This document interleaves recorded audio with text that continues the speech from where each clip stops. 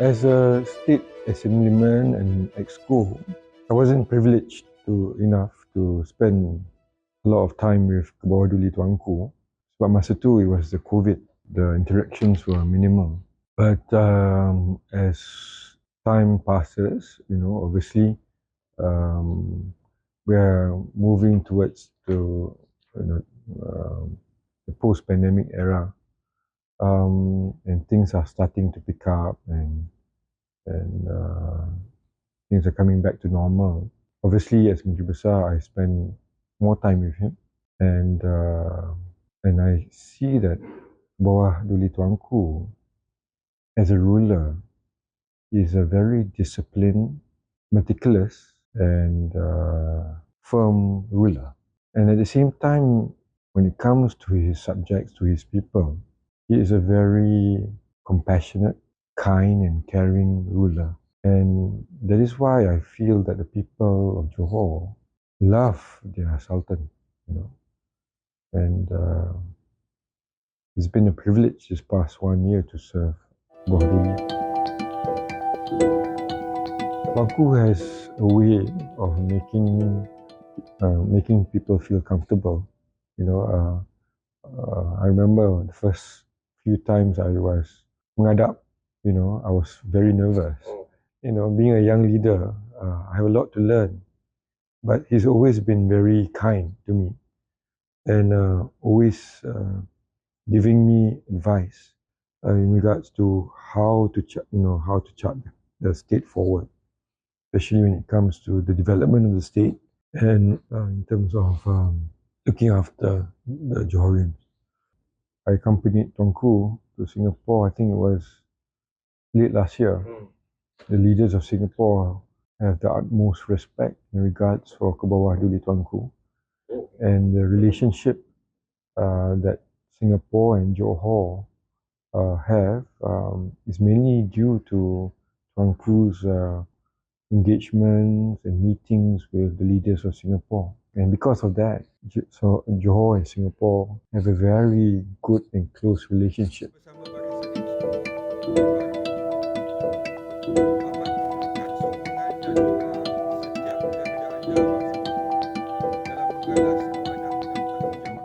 I think everyone knows by now that the vision is to make Johor a developed state by the year 2030. And I've set out the guidelines and pillars to achieve this vision. And this vision is obviously in line with Kebawah Duli Tuanku's vision to propel the state forward, in the years to come. And the 6 pillars, as you know, first is good governance. Secondly, our economic development. Third is in regards to the social safety net. And then, so number 4 is facilities and basic needs. Number 5 is safety, cleanliness, and environment. And last but not least, Johor youth. So these are the 6 pillars that I set, during my first 100 days as Mentri Besar. And my excos and I are focusing on the 6 pillars every step of the way. It's not just a grand vision. We have detailed steps in terms of what needs to be done to achieve that big vision that we have. As far as I'm concerned, I'm quite happy in terms of the initial stages of the implementation. I'm pleased to report to you, for example, in terms of investments coming into Johor, we recorded the highest figure, that is 70.6 billion ringgit, the highest in the country. You're looking at lower unemployment rates, again, one of the lowest in the country. So I think we are moving and progressing with Johor per se. We're doing weekly programs with communities, with GLCs, and the general public to ensure that Johor is a cleaner state, So I'm Also happy that in terms of sports and youth, we we emerged as the champions for Sukma last year. You know, so you know things are starting to pan out well for Johor, and I hope to continue to strive for excellence in the years to come. To be honest, it was also because of Tunku Mahkota Johor's vision, yeah, to get the youth involved in the progress of the state. Because when it comes to the youth, it's under the leadership of Tunku Mahkota Johor. Things like 1,000 volunteers, Tunku Mahkota Ismail Youth Center. So what I'm trying to say is um, it's a continuous effort, Nelson. You know, so and I'm not the kind of Mentri Besar that just attends one program and then be done with it. I think there is importance in terms of continuity. We must do things that has a long-term impact for the state and its people.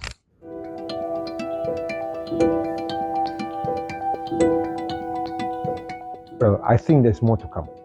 I think that is the key here. It's just been 1 year, we've set the foundation. Things like getting budget for banjir, for example, project Tempatan Banjir. I think that's a big win for Johor. We've been challenged with the floods recently. So the recent announcements from Yang Berhormat PM is very key in terms of resolving flood issues in Johor.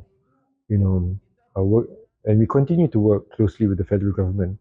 And recently, TPM has also shared that the federal government has agreed to increase the number of lanes for M-bike going out and coming into Johor. So there'll be 50 additional M-bike lanes. So that should reduce congestion at our causeway. The expansion of highways, the north-south highway from Yong Ping to JB, and also the widening of the Senai Desaru punya highway is another big win for Johor. So these are all foundations and building blocks to make sure that Johor continues to progress. Because Johor, Nelson, as we all know, is in a very strategic position and location. During my recent conversations with ministers from Singapore, they all see Johor as a strategic partner for both countries to create a win-win situation.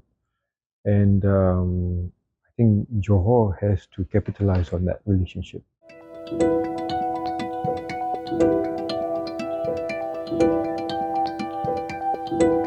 That is definitely very important for Johor. So politics aside, I think the leadership at the federal level and at the state level must be close, because at the end of the day, it is being done for the benefit of the people. That is key. For example, the recent announcement from Yang Berhormat PM in regards to having a special financial zone in Johor. That is another big win for Johor, Nelson. That is very exciting. That will help in terms of property market. It will help in terms of spurring the economy in Iskandar, Malaysia area, with the assistance or the blessings of Bawah Duli Tuanku. He is very, very concerned and very hands-on when it comes to the development of Johor. So when it comes to, for example, in the previous Sidang Dun, Nelson, if you remember last year, he made a lot of demands for Johor. And it was not for his personal gain, but it's always about the people first, the highways, generating income for the state and things like that.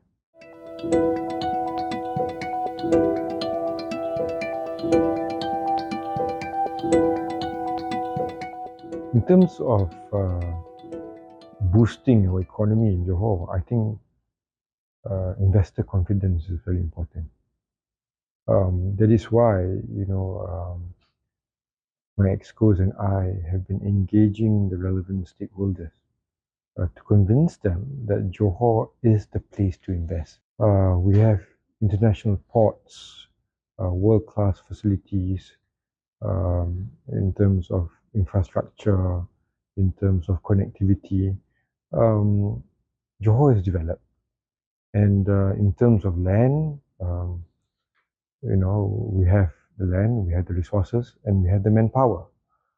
And all this is a major advantage for Johor, and that is what I've been trying to convince investors who have interest to come to Johor. And I think it all goes back to the 6 pillars that I was mentioning. That is, it's important that we are focused. I set out the details in those 6 pillars, and we have to follow through in terms of implementing. So, for example, Nelson, I'm not saying that everything's honky-dory, everything's perfect. No, you and I know there are road issues. In Pasir Gudang, jalan berlubang, Nelson.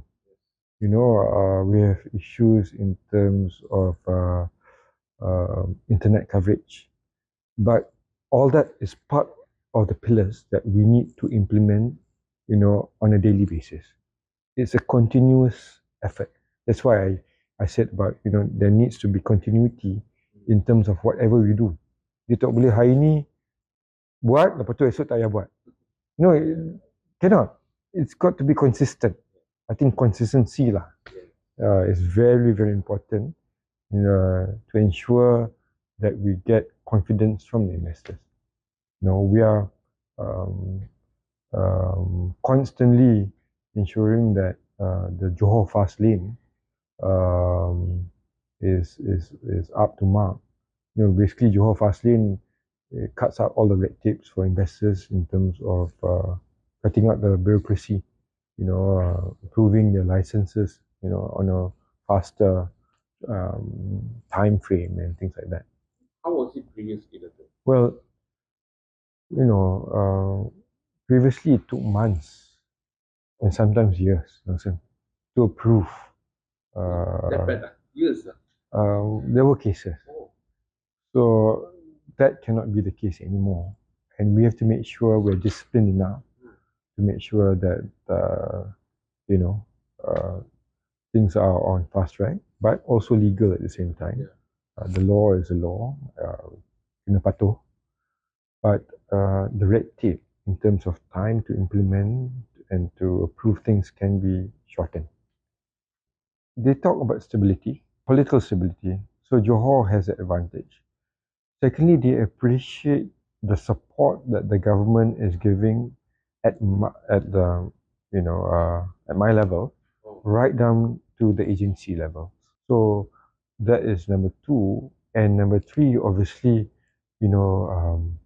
the advantages I said just now in terms of our location, that is another major advantage that we have.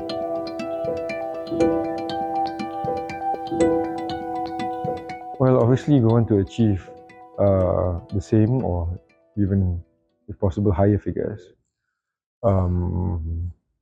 It is a tough task, but I think it can be done if we are focused, Nelson. I think we are working towards that. My exco, YB Lee, is working very hard. Dengan bantuan, obviously, Maida, Invest Johor. As I said earlier, we have the recipe for success. Now, as I said, we need to go and find those investors to come into Johor. But there are some big potential investors from Europe and from China and from Singapore. We're looking at manufacturing and petrochemical and also even data centers. My exco is also doing it, in terms of spot checks, going down to the ground. And the idea is to produce results. So, for example, at the CIQ at JB, there were about 1,200 work orders that was pending when I first took office. Now it's left, we've reduced it to about 100 plus. So about 1,100 work orders has been cleared. So, and as you can witness yourself, most of the escalators are already fixed. Most of the elevators have been fixed. So I think things are becoming more efficient now. Our free buses by PAJ, so we've increased the number of services, especially for HSA and HSI. So, but one thing we need to continuously work on also is in regards to our weekly Johor Very Safe programs. Oh, okay. So that one is something that I think we have not achieved yet, and we're going to continuously go down to the ground to get it done. Our rivers, Nelson, it needs to be cleaned up. Because we cannot run from doing these things, because climate change is real. If we don't look after our state in terms of cleanliness, in terms of reducing carbon emissions, in terms of pollution, we're going to have to pay a price. So I think this Green Deal for Johor is very important. We've been observing how Singapore has done it. Hence, my recent trip to Singapore, the Singapore River was, I think, worse than Johor. Years ago, decades ago. But over a period of 10 years, they managed to clean it up, and it's one of the cleanest rivers in the world. So I think we need to learn from those who have successfully done it. There's no shame from learning from our neighbors. I think Indonesia pun, their communities are coming on board to help clean their rivers as well. So I'm observing how Indonesia is also doing it. So, and we need to take the best practices and adapt and adopt it in Malaysia, in Johor. It's a combination of things. I think squatter areas is one. The attitude of our people is also a major reason for this. And I think the society needs to be retuned in terms of the importance of cleanliness. I think can be done. My target is obviously by year 2030 lah. So that's why I'm very detailed when it comes to this. I don't mind getting my hands dirty. In regards to this climate change and all that, I think there needs to be a holistic approach in resolving this climate change issues. And I think at the state level, we want to champion this issue in a more serious manner. I get a lot of information from my Facebook and social media. I think when they share comments and issues, I appreciate it, because then it gives me an opportunity to go down and resolve their issues. That's why the spot checks are very important. Listening or reading reports is one thing, but having that first-hand experience on the ground, looking at what's actually happening, it's a real eye opener. There's more empathy when we go down to the ground. So, and that's why there was, that's why I said it's about being consistent, and it needs to be a continuous effort. So when the ministers came to Johor, whether it was Mentri Dalam Negeri, whether it was PM himself, so when I speak to them, I speak with passion, from the heart, because we saw we see what's happening on the ground. There were 2 instances that they reported to me on social media. Dua-dua kena tangkap. Oh, blatantly throwing rubbish. Yeah. Only like that, So, but that one the police reports I don't share lah, but we do take action. It's not something that, we just comment and then ignore. No, I actually engage the police.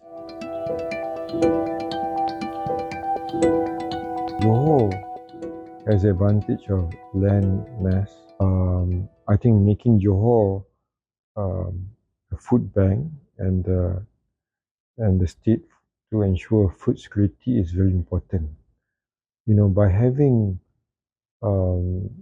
focus on agriculture, for example, Nelson, it will help reduce costs because the more we produce, then there's economies of scale.